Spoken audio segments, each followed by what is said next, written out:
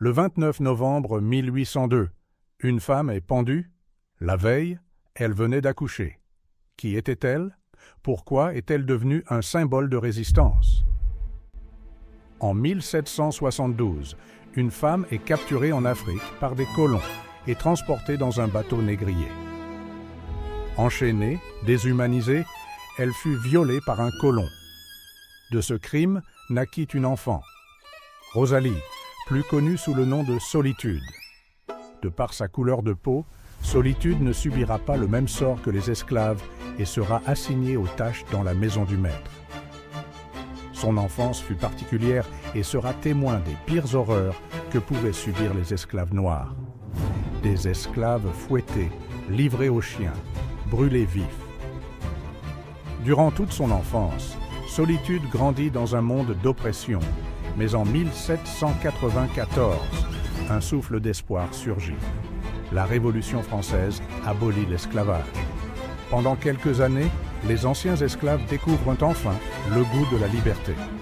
Une partie de la Guadeloupe est aux mains des Anglais, soutenus par les colons royalistes.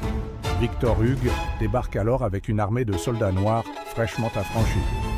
En quelques mois, il repousse l'ennemi et rend l'île à la République. En 1802, Napoléon prend le pouvoir et rétablit l'esclavage. Il charge le général Antoine Richepense d'écraser toute résistance et de remettre les chaînes. Les soldats noirs qui avaient rejoint l'armée républicaine sont aussitôt destitués et beaucoup sont exécutés par fusillade. Certains parviennent à s'échapper. Rassemblés, ils donnent naissance à une rébellion. Le 4 mai 1802, plusieurs milliers de soldats débarquent à Pointe-à-Pitre pour aider le général Richepense. Mais face à eux se dresse un homme, Louis Delgrès, colonel d'infanterie, abolitionniste martiniquais et esprit éclairé, prêt à défendre jusqu'au bout l'idéal de liberté. Enceinte de 3 mois, Solitude rejoint les combattants. Armée d'un cutlass, elle se bat avec une énergie farouche. Autour d'elle, des hommes et des femmes libres préfèrent mourir debout que vivre à genoux. Les résistants infligent de lourdes pertes à l'armée de Napoléon. Le combat est acharné, mené avec une détermination incroyable. Mais après plusieurs jours de batailles sanglantes, l'armée impériale finit par reprendre l'avantage, écrasant peu à peu la rébellion. Acculé par les troupes du général Richepense, Louis Delgrès et ses compagnons refusent de se rendre. Retranché avec près de 300 combattants dans l'habitation d'Anglemont, à Matouba, il choisit le sacrifice plutôt que l'humiliation. Dans un dernier cri de liberté, vivre libre ou mourir, Delgrès et ses compagnons déclenchent l'explosion de la poudrière.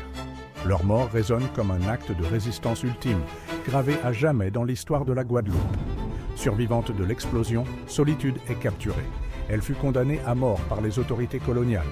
Son exécution fut retardée parce qu'elle était enceinte. Le 29 novembre 1802, au lendemain de son accouchement, Solitude fut pendue. Son sacrifice, comme celui de Delgrès, incarne le prix payé pour la liberté et continue d'inspirer les générations d'aujourd'hui.